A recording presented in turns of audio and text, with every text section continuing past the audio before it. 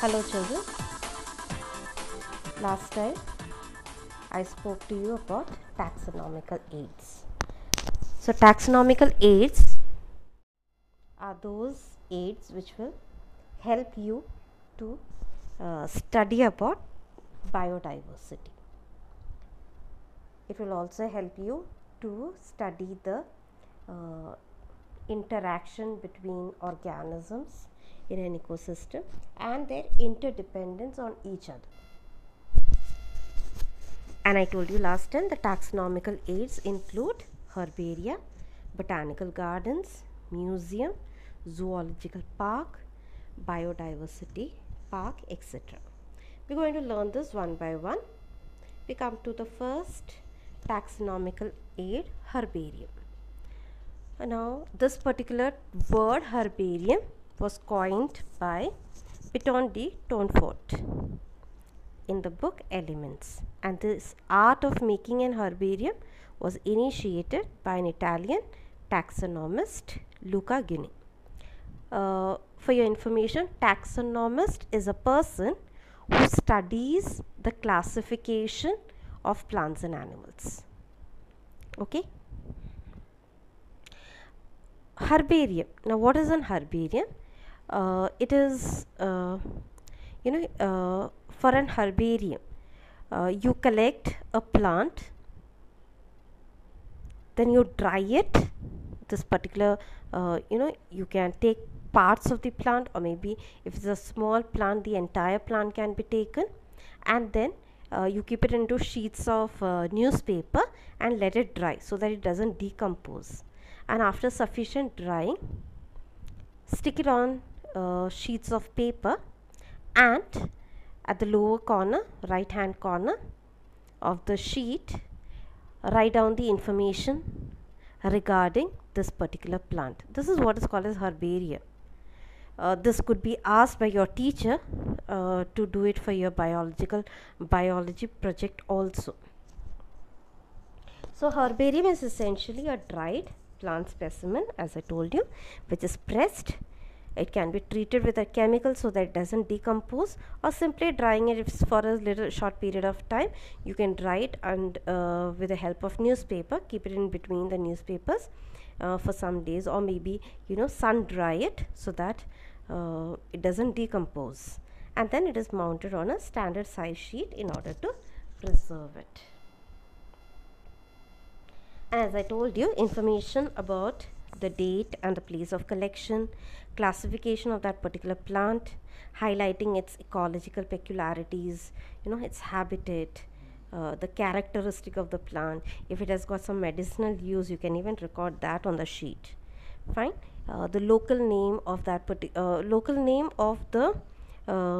of the plant, as well as the scientific name of the plant, can also be included. Even the name of the collector who collected this particular plant, even that name can be recorded, and it is written. You can see in your PDF, it's written on the lower right corner of the paper.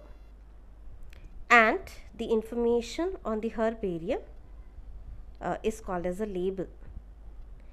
So what is a label could be asked for one-liner question, and you need to write the answer as the information regarding the plant on the herbarium sheet with respect to the anatomical peculiarities or morphological characters, medicinal uses, its ecological peculiarities, the classification of that particular plant, the scientific and the common name, etc., is called as a label. The next taxonomical aid is botanical garden. You might have visited a botanical garden. This is a place where different species of plants are grown. They have even shown a picture of a botanical garden, and there are this very old banyan tree, and there's a pamphlet. You can see a board where the information about the plant is recorded. So when you visit a botanical garden, you get the information of that particular plant. So here these are places where plants of different varieties are collected from different parts of the world, and you give them conditions so that they are able to grow in vivo. In vivo, in the natural habitat, you are allowing them to grow. Okay, people come to visit. The plants are labeled. There's a board where all information about the plants can be obtained. So people who are interested will visit a botanical garden and gather information about the various plants.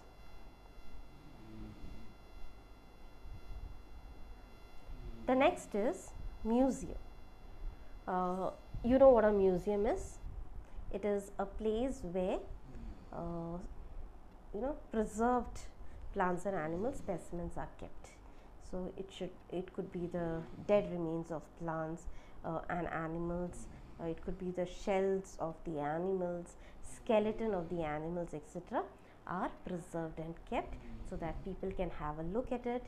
Again, over here, when you visit a museum, you may have a guide who will give you information about the specimens, or just like in case of botanical garden, a board will be kept, it will be displayed, giving you all the information about the specimen that is kept on the table in the museum. The plant and animal species, so that it doesn't get deteriorated or decomposed, are stored in a chemical called as formalin. This is about 10 to 40% of formaldehyde, and then the plant and the animal specimens are kept in transparent jars with their names displayed so that you can see the species, and they can be preserved for a long period of time. Now when you visit your biology lab in your college or in your school also, you might have seen this, the species of plants and animals kept in transparent jars, and it's kept in a liquid. That liquid is not water, that liquid is formalin, and formalin is used as a preservative to prevent decomposition of the preserved plant and animal specimens. Now there is a science called as taxidermy, which is also associated with museum, where larger animals like plants and mammals have to be preserved. Then what they do is they clean up the interior of this organisms, remove all the internal organisms, clean it, treat it with chemicals, and then stuff it with either with cotton or maybe with thermocol, or it could be with hay, etc. Dry grass is stuffed, and then it is kept in their normal configuration, shape, etc. And it is displayed to the people. So this science is called as taxidermy. Specimens in dried form are also kept in museum, and you also see, as I told you, collections of shell, skeletons of animal, insect boxes in the museum. Fine. So they play a very important role in giving you a lot of information about the plants and animals, and it becomes a very important reference hub for a person who is studying the different species of plants and animals. Then we go to zoological parks. Zoological parks are those places where wild animals are kept in captivity. You might have visited a zoo, or you might, all of you know what a zoo is. You might have at least seen it in movies. Fine. Here animals are kept in cages. These are bought from, they are hunted, brought down from various parts of the world, from various forests, and then they are protected, and a lot of care is taken to provide the conditions similar to their natural habitat, so that they don't feel lost, so that they don't, it's very important that you give them the same conditions, otherwise they will not survive. It's very important that these organisms adapt, reproduce, and survive. Okay, so this type of conservation or managing the organisms out of their natural habitat is called as ex situ conservation. Okay, they are not in their natural habitat. You have brought them from the forest and you're putting them into a zoo, but you're giving all the conditions similar to their natural habitat. Fine. You're conserving them, you're protecting them, a lot of care is taken so that these organisms or these animals do not perish. Hence, such type of conservation is called as ex situ conservation.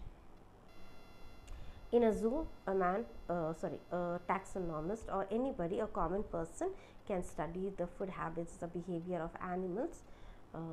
A lot of information can be gathered when you visit a zoo. Fine. So these are all various taxonomical aids. We'll come to this paragraph later. Then we go to what is called as biodiversity park.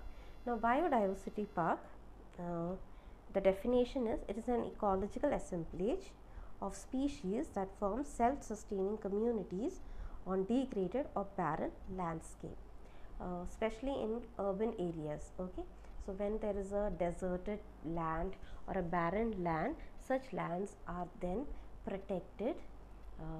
A lot of plowing etc. is done, so that they grow up many trees, make it into a huge forest. Okay,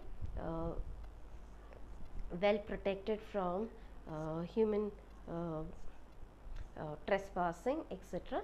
And then once you have huge trees growing, then you have different birds coming there, a lot of insects, and slowly you can even get in a number of animals. So it becomes a natural habitat for the plants and animals to survive. So these are engineered by human beings, but the place is so well protected, and nobody is allowed to enter there, for the reason of maybe for hunting or collecting wood etc. It's not allowed, but you can go on a safari, visit, you can watch the animals in their natural habitat, their behavior etc. You can watch them. So such a assemblage of plants and animals may be in some urban area, okay, not very close to residential area, but in urban area, is called as a biodiversity park. And this biodiversity park helps a naturalist to gather a lot of information about plant species, animal species, the interaction of plants and animals with each other, and their interdependence on each other. So all this information can be gathered by a taxonomist very easily. So whenever you need to learn about plants and animals, it's very important that a systematic classification of these living organisms are carried out. Then it's very once you classify the organisms, it's very easy to study the interactions between the organisms, or their interrelationship with each other becomes very easy to be studied. So once for classification, you need to preserve the organisms, so biodiversity is important. Only if plants and animals exist, then only you can classify them. Once you classify them, then it becomes very easy for you to understand and study them in a very systematic manner. Fine.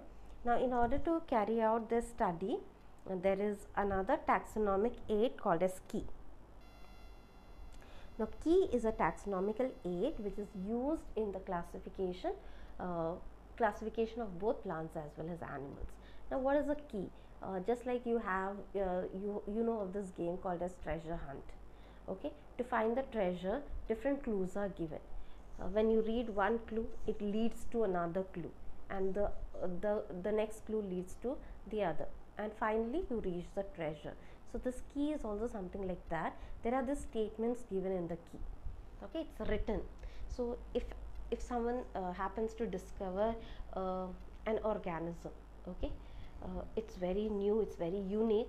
The person doesn't know whether it belongs to plant or it belongs to animal, or if it is moving etc. Maybe he knows it's an animal, but then whether it's a chordate or a lower or a non-chordate, or is it a vertebrate or an invertebrate, is it an aquatic organism, or is it a terrestrial organism, to find out all this information about that particular organism, keys are very keys become very handy.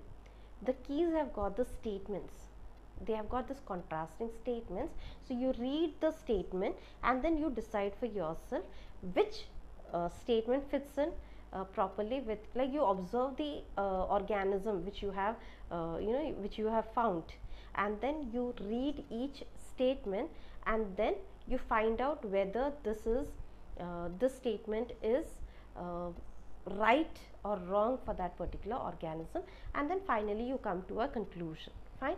So one of the contrasting characters will get accepted, the other is going to get rejected. So you accept one, you reject one, and in this manner you finally reach to a conclusion that the organism which you have discovered is is an aquatic organism, it is a non-chordate, and so and so. Fine. So the statement in this key, okay, each statement in a key is called as a lead, because it's going to lead to a conclusion as to what your organism is. Fine. Normally these keys are analytical in nature, that is, you do the analysis. It depends on how intelligent you are, how understanding you are about that particular statement, how much is your observation. So it's analytical, you may go wrong, you may go right. Fine. But then these keys are also there to help a taxonomist in gathering information about a particular organism, classify it, etc., study the details of the organisms, etc. These taxonomical aids, namely key, is also very informative. We coming to this little paragraph here. They have spoken about flora, manuals, monographs, catalog. These are also some of the taxonomic aids which is helpful in maintaining biodiversity records. Flora is when you are keeping an information or record of plant life occurring in a particular area at that period of time. Suppose you are staying somewhere in Pimpri, in some locality, you you observe which type of plant, you pick a wild plant, you learn about its peculiarities, the characteristic features at that particular period of time, because some plants are seasonal, right? So when you are giving an information of a particular plant in a particular locality at a particular period of time, then such a taxonomical aid is called as flora. Then a monograph. Monograph is, it can describe any one selected biological group. It could be either plant or animal. You get finding the information about any one plant or any one animal, and then you are describing, giving information along with its pictures, etc. Then that's called as a monograph. Whereas manual provides information, it also provides key about identification of species found in a particular area. So in an area, whatever plants are present, whatever animals are present, their pictures, their physiological characteristics, their morphological characteristics, their peculiarities, their habitat, their mode of reproduction, when you gather it, or when it is gathered, such a type of taxonomic aid is called as a manual. Fine. So these are all they are something like, you go to the hotel, you get a menu card, all the information about all the food items and their rates, etc., you get it. So something like that is a flora, manual, monograph, and catalog. Catalog is also the same, where you get the information about all the species, different species in that particular area. So that is also a catalog. It's also called as a catalog. Fine, children. We come to this last unit, conservation of biodiversity. Now children, I told you what is biodiversity. It is the variation, different species of plants and animals present in a present on the earth, present in a particular ecosystem. Okay, so this degree of variation of life form is called as biodiversity, and biodiversity is very important. I told you the importance of the plants and animals, how they survive. It's very important that they are in perfect, they are in there should not be any depletion in their number, because the organisms, as since they interrelate with each other, they are interdependent on each other, these organisms, their number helps to maintain ecological stability. Fine. And there are a number of activities which human beings carry out that has led to the depletion of biodiversity and extinction of species. So they've mentioned about population explosion, over exploitation of resources, cutting down of trees, etc., have led has resulted in the loss of biodiversity, and it is very important that we need to conserve the life on earth. Otherwise it is going to create chaos. Fine. So there are two methods of conservation of biodiversity, namely in situ conservation and ex situ conservation. Now the meaning of situ, situ means site, site, site means a place. Okay, so in situ means in that particular place, ex situ means out of place. So that is the the most easy meaning I can tell you of those particular terms. Now I'll explain what is in situ and ex situ conservation. Now when you talk about the botanical garden, in a particular area you are allowing the plants to grow, okay, or you may have brought them from out, but you're giving them all conditions for them to grow. Or maybe, okay, well, let's talk about biodiversity park. Okay, biodiversity park, you are allowing the plants to grow and the animals to survive in a particular, in their natural habitat, a forest. Okay, a forest where you protect the forest. Okay, you don't allow any poaching, etc., to be carried out. No hunting, no collecting of resources, etc. It is exclusive for the plants and animals only. Nobody is allowed to go there. Fine.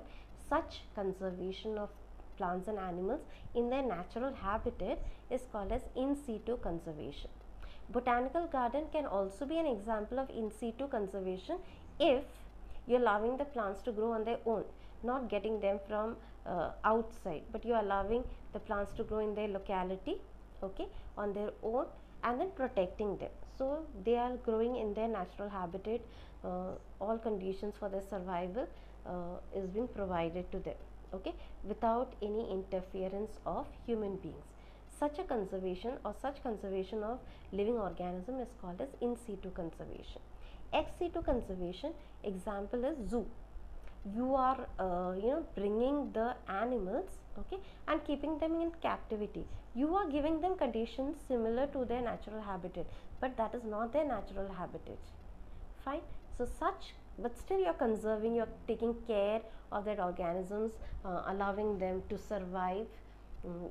All care is taken. Fine. So such type of conservation of living organism is called as ex situ conservation. Fine. So in situ conservation examples can be botanical garden, biodiversity park, or any forest for that matter. Zoos, etc., are examples. Sanctuaries, national park, zoos, all these are examples of ex situ conservation of animals. I hope children you have understood. Thank you for your patience.